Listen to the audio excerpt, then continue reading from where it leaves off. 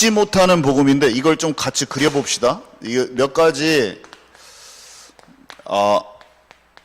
그림을 딱 그렸으면 좋겠는데요. 막지 못하는 복음인데 이 역사가 있죠. 역사는 히스토리예요. 히스토리. 근데 사실 이 역사는 히스 스토리죠. 그분의 이야기예요. 하나님의 이야기. 역사는 사람 중심으로 쓰여 있어요. 우리가 배우는 한국사, 세계사, 국사, 세계사 배우잖아요. 근데 그 안에서 하나님께서 정말로 인도하고 계시는 언약의 흐름이 딱 보여야 돼요. 언약의 흐름.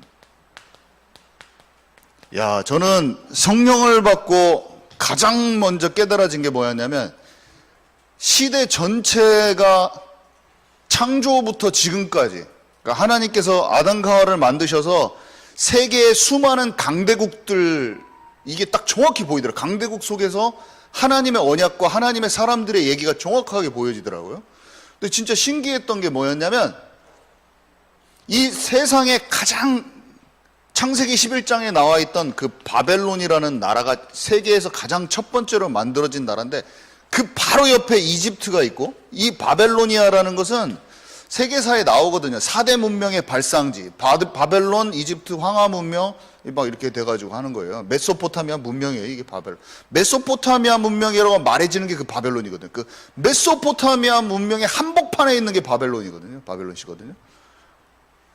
아수르, 우리가 요나가 갔던 니누의 성읍이 그 당시에 가장 강대국이었던 아수르의 수도였어요. 진짜 신기한 거예요. 이집트, 그 당시에 뭐 블레셋과 아람 나라 이런 나라들도 엄청 강대한 나라들이었어요.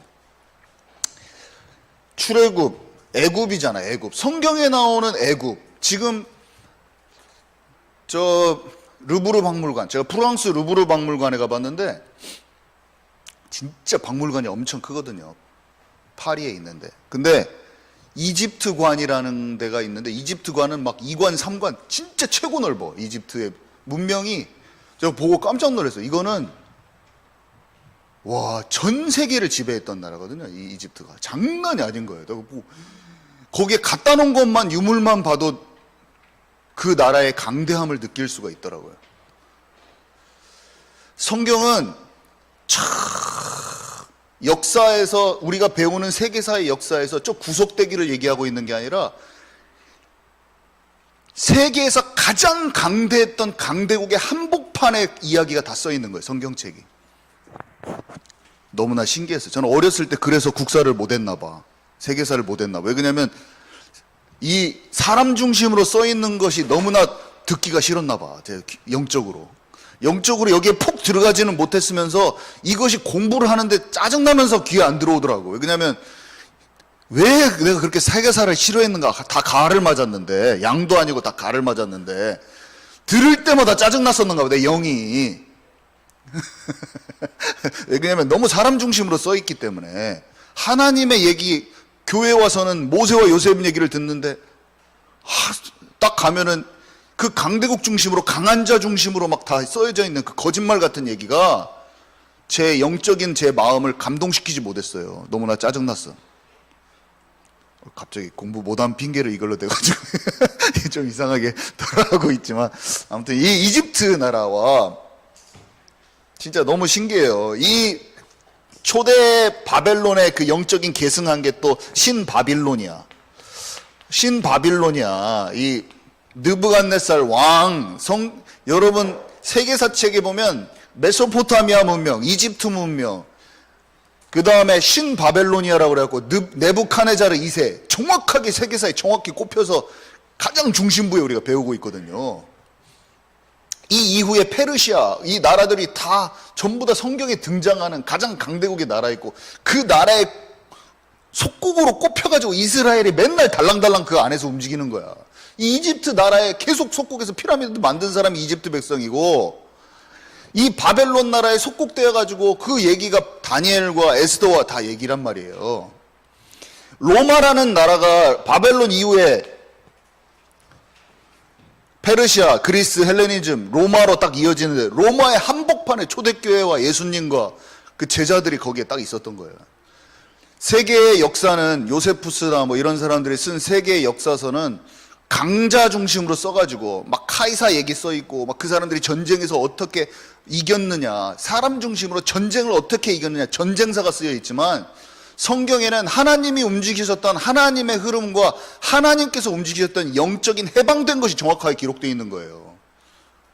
그래서 우리가 하나님의 이야기를 알고 언약을 붙잡은 사람들이 어떻게 엑소더스 했는가, 그 세상 나라에서 어떻게 출애굽하고 출바벨론하고 출애굽하고 출로마하고, 지금 이 시대에 유럽과 유럽연합과 미국이라는 강대국 가운데, 전 세계를 지배하고 있는 강대국 가운데 그들이 어떻게 세계를 통제하고 있고, 이 세상 정부가 그 배후의 역사는 공중의 권세 잡은 자와 이 세상의 정사와 권세들 가운데 하나님의 사람들이 어떻게 일어날 수 있는가를 보는 눈이 활짝 열린다면, 언약 잡은 사람들의 자기의 정체성과 시대를 보는 눈이 활짝 열려서 우리가 해야 될 목표와 방향을 정확하게 설정할 수 있는 거예요.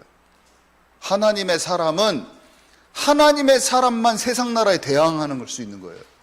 그러니까 기독교 근본주의자, 예수를 진짜 믿는 사람만 테러리스트로 간주해서 법적으로 죽여버리려고 하잖아요. 왜냐? 똑같은 거야. 유대인의 법과 세상 나라의 법과 가이사 앞에 섰던 바울이 똑같은 거예요, 원리가. 왜 요셉과 모세가 바로왕 앞에 섭니까? 다니엘이 왜 세상 강대국 나라 바로 앞에 서서 그 왕 앞에 섭니까? 왕과 강대국 앞에, 세상 나라 앞에 복음을 들고 언약을 들고 정확하게 설 수 있는 힘이 딱 생겨버리는 거죠. 언약의 흐름을 볼 수 있는 눈이 열려야 되죠. 하나님께서는 창세기 3장 15절에 여자의 후손이 뱀의 머리를 박살낼 것이다, 이 언약을 주시고 아브라함을 메소포타미아에서 끄집어내셔가지고 네 씨로 말미암아 천하 만민이 복을 얻을 것이다. 그 민족이 이스라엘이 된 거죠. 언약의 백성. 네 후손을 통하여 그리스도가 올 것이다. 갈라디아서 3장 16절에 아브라함의 약속한 그 씨는 여러 명을 얘기한 것이 아니라 한 명이니 그가 그리스도라. 그래서 마태복음 1장에 아브라함이 누구를 낳고 예수 그리스도의 세계라. 하나님께서 아담에게 약속하신 여자의 후손이 아브라함을 통해서, 그 후손을 통해서 남자의 씨가 아닌 여자의 후손으로 그리스도로 온 것이 신약 첫 장에서부터 써 있잖아요. 우리가 그것을 볼 수 있는 눈이 열려야 되고, 언약을 잡은 하나님의 백성들과 다수는 하나님의 언약을 알지 못하고 완전히 어둠 가운데 마귀의 종노릇하고 세상의 종노릇하고 있는 그 상황을 볼 수 있는 눈이 확 열려버려야 돼요. 그래서 출바벨론 한 거예요. 요셉과 모세 이런 사람들이, 아니구나, 그 앞에 있는 사람이, 노아 같은 사람이 출바벨론 해버린 거예요. 그죠? 이집트 출애굽 해버린 거예요. 모세, 요셉. 여기에는 다니엘과 새 친구와 에스더, 바울과 초대교회 사람들,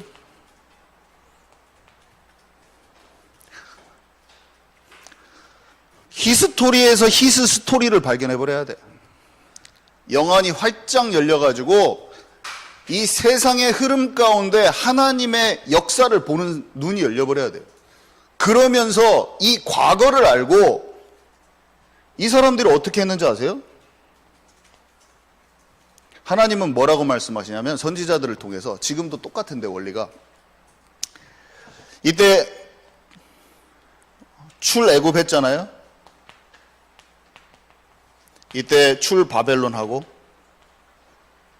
이때 출로마하고, 오늘 우리가 바울의 얘기를, 로마로 압송되어져 가고 있는 바울의 얘기를 보는데 전체 속에서 출로마하는 얘기를 딱 눈치챌 수가 있어야 돼. 전체 역사의 흐름 속에서 출로마하고 있는 바울의 그 여정을 딱 볼 수 있어야 돼. 마가다락방에서 출로마 해버린 거예요. 엑소더스 해버린 거예요.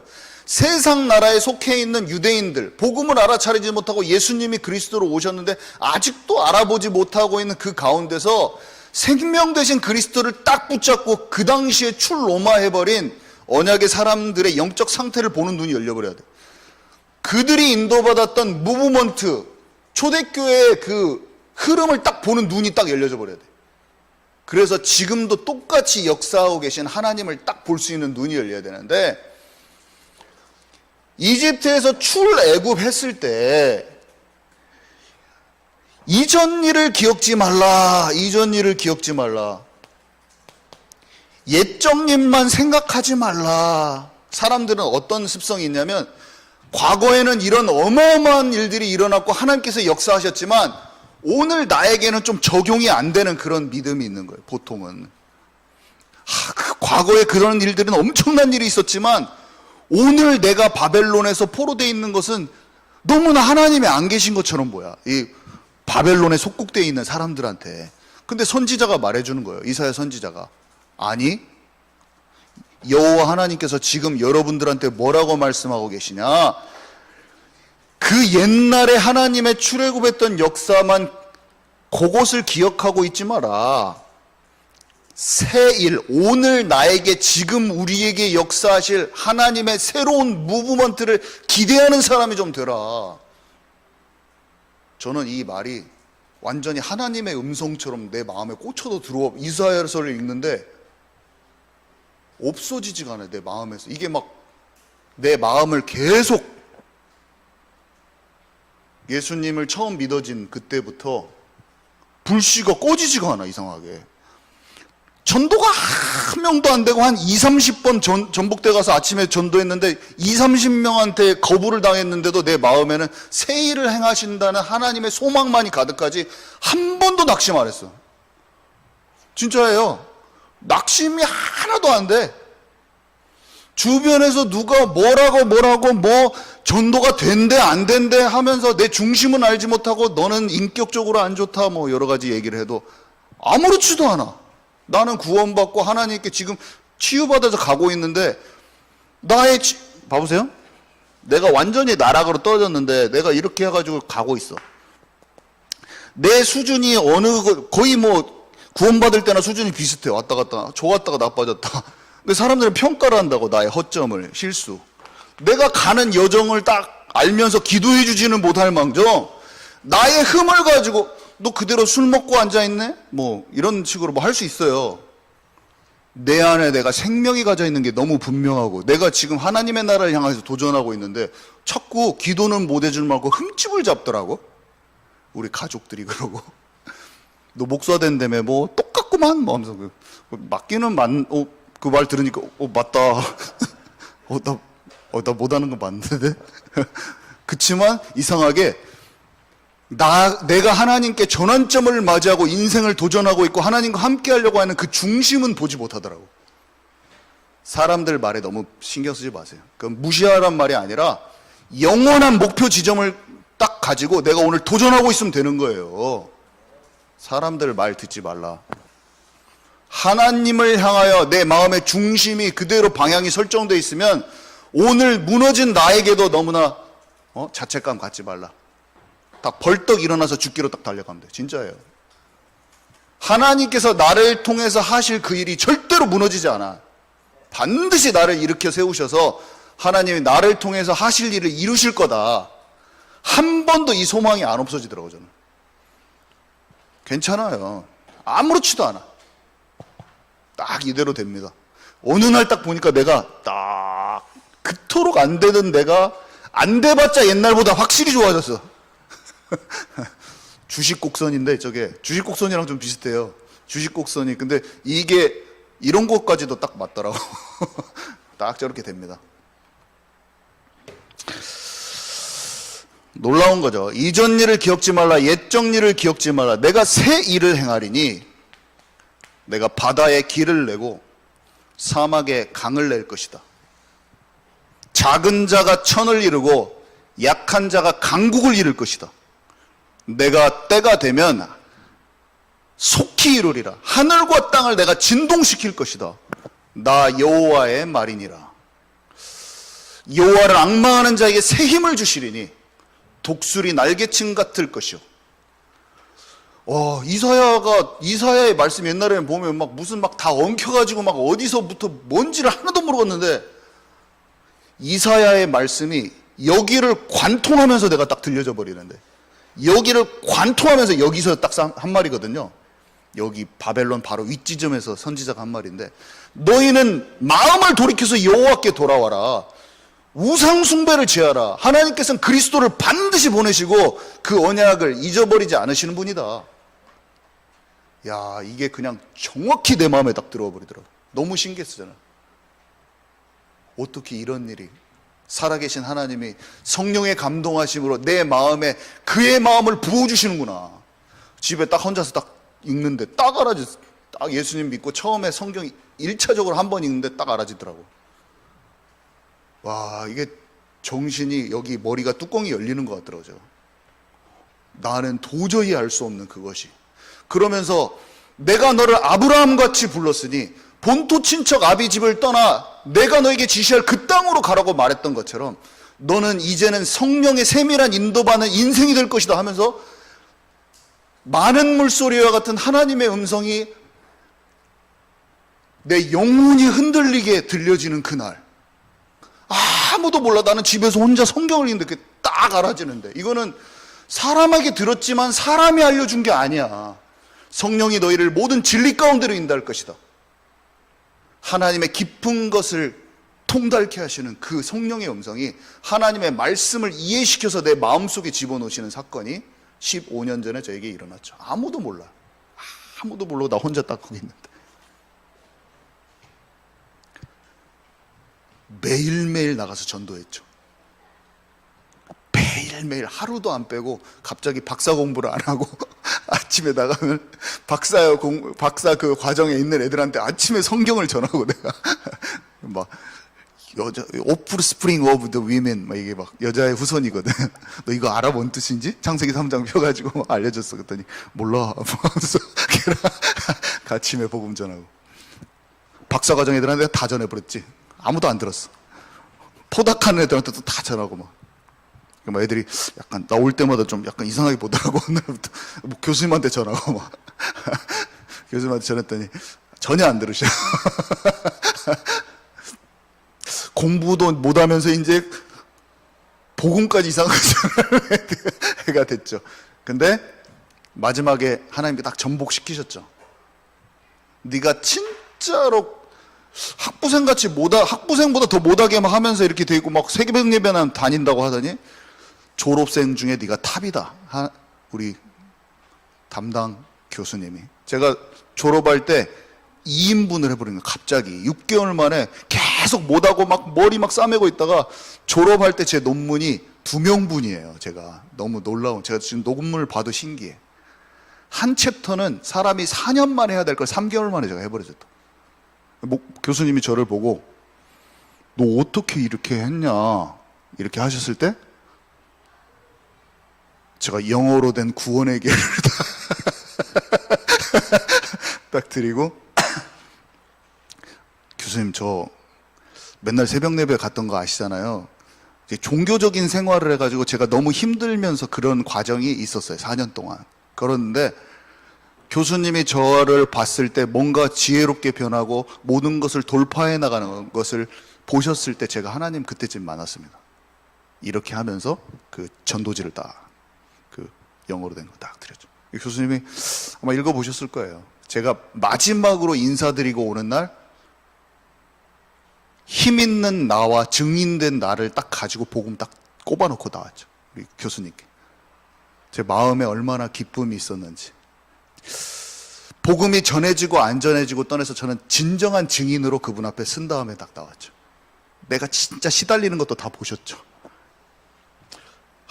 진짜 하나님께 감사하고 마지막에 바이바라고 해가지고 구술로 박사과정에 그것을 딱 프리젠테이션 하는 날 제가 갔던 영국 그 친구 피트라고 하는 친구가 로레인이라고 하는 흑인, 그러니까 피트라는 친구는 영국인이고 와이프가 흑인 여자였는데 저를 거기서 재워줬어요. 제가 시험을 보러 이제 졸업은 거의 다 해가지고 한국에 들어와 있고 시험만 보러 갔었는데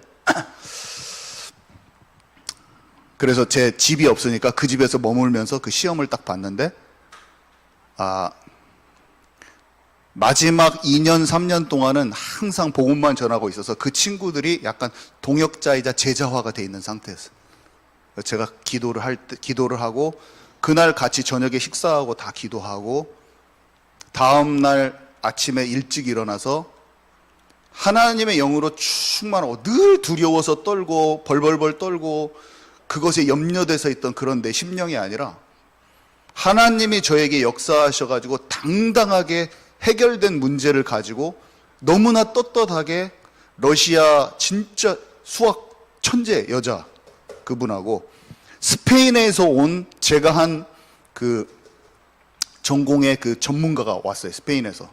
둘이 저를 딱 진짜 영국 그 박사 무서워요. 그 바이브 하면 진짜 치밀하게 내 허점을 찾아가지고 밤새 연구해가지고 거기서 찔러 넣는 거야. 그리고 준비를 해와. 근데 제가 박사를 내버렸지, 거기 가서. 그 분이 수년 동안 스페인에서 했던 것이 연구했는데 몰랐던 그 지점 몇 군데를 정확히 찔러가지고 딱 뒤집어 버리는 게 제 논문이었거든. 하고 아무도 질문도 못했어. 그냥 잘했습니다. 다 끝났어. 하나님의 영광이 딱 드러나는 사건이었고 저는 너무 성령 충만하고 그 준비하는 거 늘 제가 떨고 발표하면은 늘 눌리고 그랬는데 영어도 그때 막 다 잘 되지도 않는데 이미 갖고 있는 해답이 있으니까 그 사람들 앞에서 당당한 거예요. 그게 이미 갖고 있어가지고 영어를 잘하고 못하고가 아니라 그냥 핵심을 뚫어내버린 뭔가를 딱 갖고 있기 때문에 박사가 떨어질까 말까 이런 정도가 아니라 그냥 쉬워버리더라고요.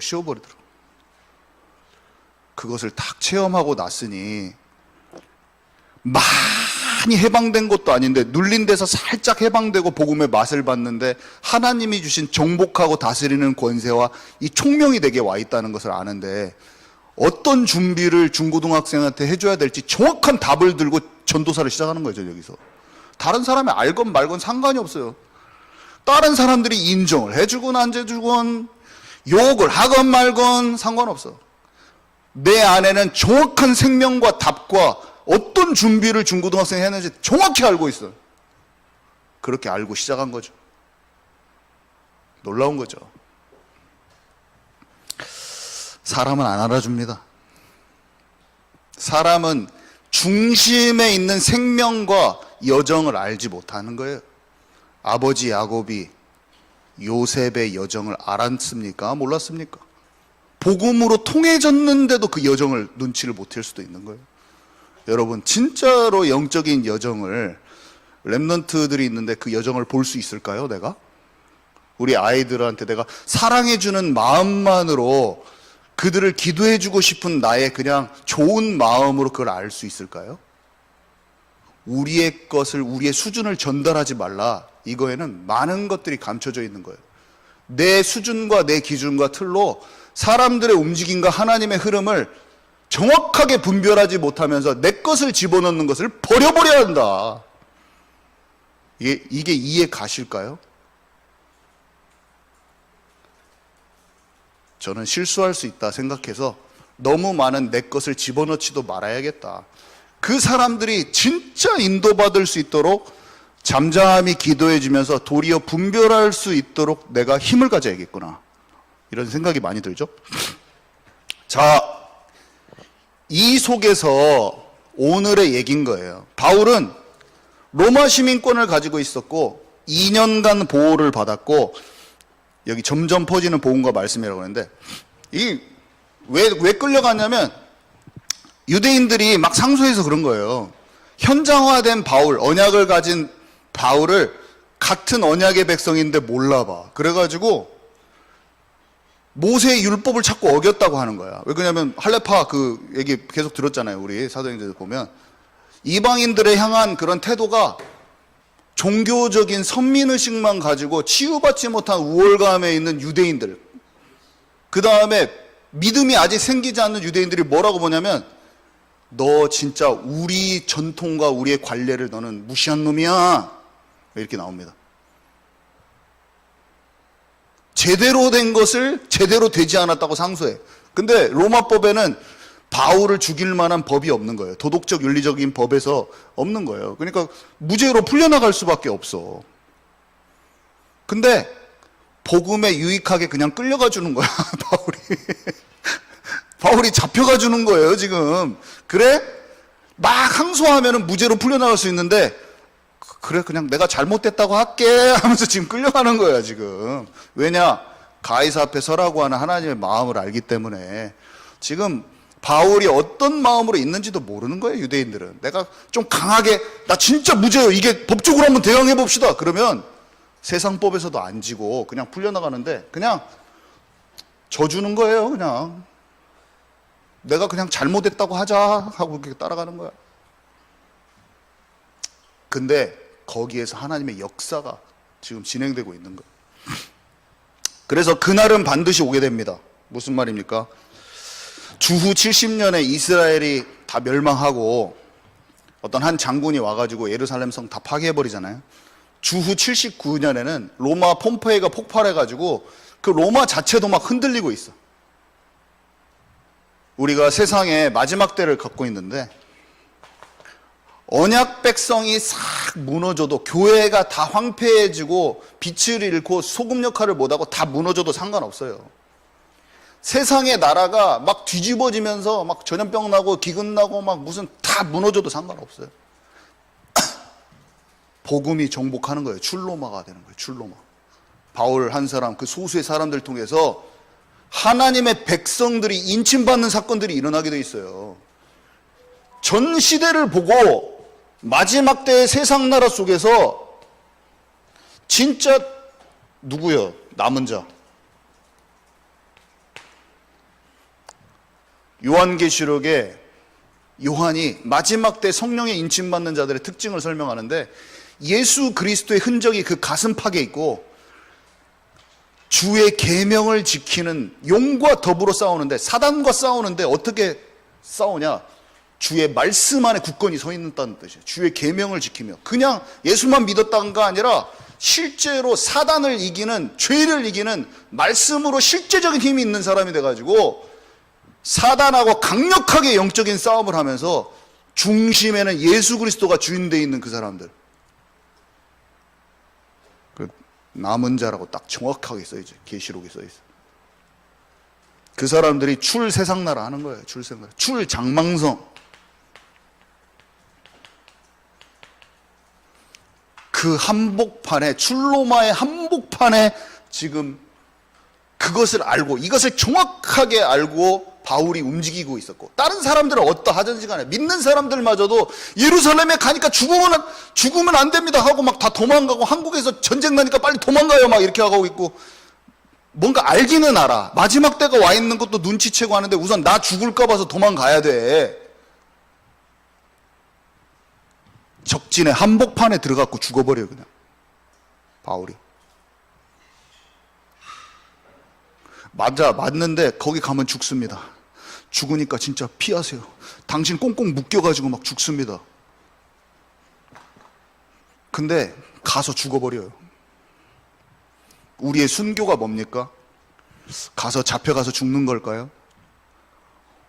오늘 모든 사람이 마음을 뺏겨 있는데 마음을 찾는 것이 순교예요.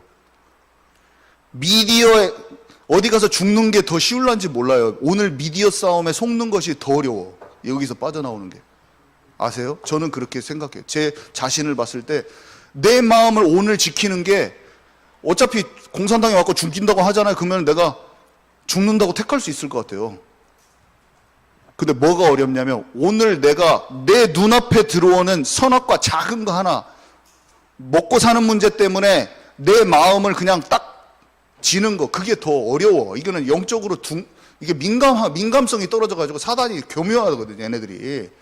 그게 깨어있는 게 더, 사소한 게 깨어있는 게 더 힘들어. 근데 작은 죄가, 작은 죄가 하나님과 관계를 깨트려 버린다니까요. 작은 것이. 작은 죄라는 건 없어요. 사람의 눈에 도덕적 윤리적으로 봤을 때는 작은 죄, 큰 죄, 경중이 있지만 하나님이 보셨을 때는 하나님과 관계를 깨트리는 건 다 똑같아. 사람의 기준인 거야. 우리는 살아계신 하나님과 진짜 24시 함께 동행하는 그 속으로 들어가야 돼요. 하나님 살아계시기 때문에, 실체이기 때문에. 진짜예요.